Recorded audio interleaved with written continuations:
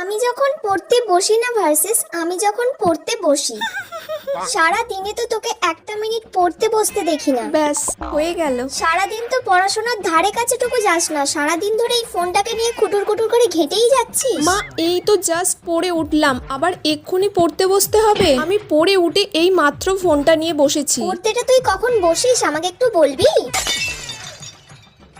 শ্রেণী বলতে বোঝায়। বাবা, তুই পড়তে বসেছিস? আরে মানে তোর ফোনটা কাঁদছে রে, একটু দেখ ওটাকে গিয়ে। মা আমি পড়ছি তো। না তুই এতক্ষণ ফোনটাকে ছেড়ে বসে আছিস, পড়ছিস, আমি তো সেটাই ভাবছি।